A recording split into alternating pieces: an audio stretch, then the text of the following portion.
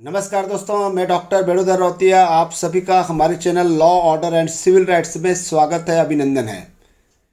यदि आपको ये कहा जाए कि एक रिसर्च प्रपोजल बनाना है चंद्रयान 3 के ऊपर, यानी कि आपको एक हेडिंग डालना है भारत के चंद्र मिशन की खोज पर एक विश्लेषणात्मक अध्ययन।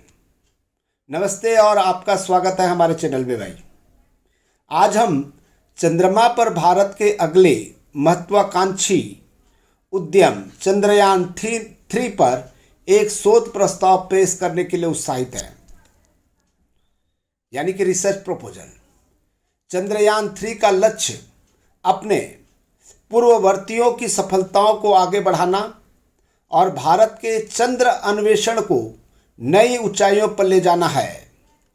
उन्नत तकनीक और वैज्ञानिक अनुसंधान पर अधिक ध्यान देने के साथ यह मिशन हमारे खगोलीय पड़ोसी को बेहतर ढंग से समझने का बड़ा वादा करता है।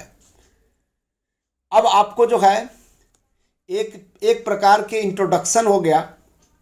उसके बाद में देखिए क्या क्या उद्देश्य हैं और किस तरह से हम हाइपोथेसिस बना सकते हैं, रिसर्च मेथड का प्रयोग कर सकते हैं, ये आपको जानने के बाद में अपने आप समझ में आ जाएगा। चंद्रयान 3 का प्राथमिक उद्देश्य चंद्रमा की सतह पर पानी की उपस्थिति की जांच करना है। पानी एक बहुमूल्य संसाधन है और चंद्रमा पर महत्वपूर्ण मात्रा में इसकी पहचान भविष्य के अंतरिक्ष अन्वेषण और निवास के लिए गेम चेंजर हो सकती है। इसके अलावा चंद्रयान 3 चंद्रमा की सतह और स्थलकृति के विस्तृत मानचित्रण और विश्लेषण में भी संलग्न होगा। उच्च रिजोल्यूशन छवियों को कैप्चर करने और व्यापक भूवैज्ञानिक अध्ययन करने से यह मिशन चंद्रमा के भूवैज्ञानिक इतिहास और गठन के बारे में हमारे ज्ञान को बढ़ाएगा। चंद्रयान 3 से प्राप्त डेटा वैश्विक वैज्ञानिक समझ में योगदान देगा और चंद्रमा पर भविष्य के मानव मिशनों में संभावित सहायता करेगा।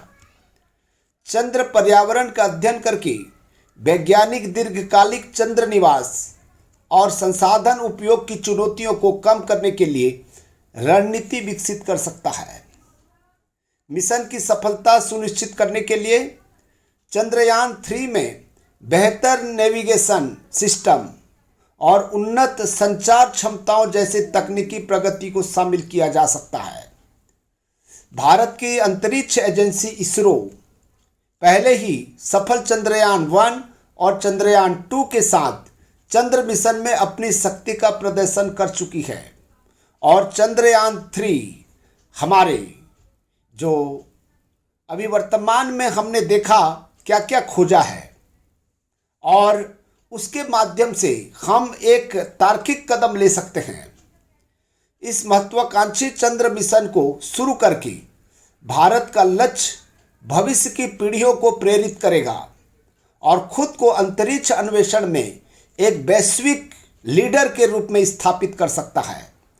चंद्रयान 3 के माध्यम से प्राप्त रिसर्च और उनके प्रगति से न केवल भारत को लाभ होगा बल्कि वैश्विक वैज्ञानिक समुदाय को भी योगदान मिलेगा।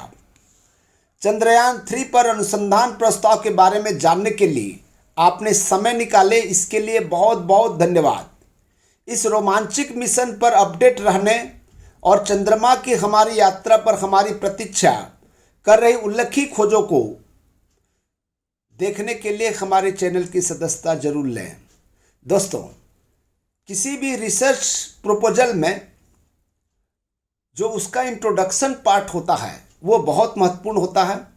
उसके अलावा उसकी जो इम्पॉर्टेंस है, महत्वपूर्ण चीज़ें हैं, उसको भी हमने हाईलाइट किया।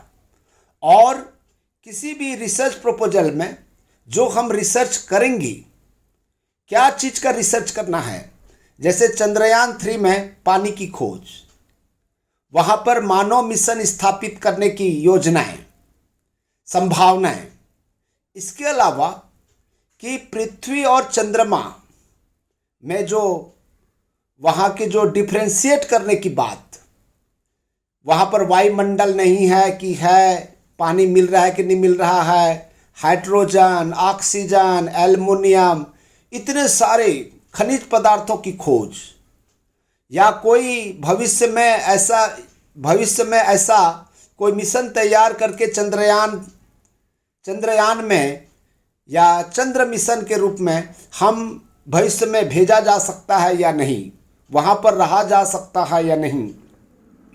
इसके अलावा कि पास्ट में कभी कोई जीव रह रहा था या नहीं, इन सब की खोज जो है मानव सभ्यता के लिए, केवल भारत के लिए नहीं बल्कि पूरे पृथ्वीवासियों के लिए बहुत ही महत्वपूर्ण है।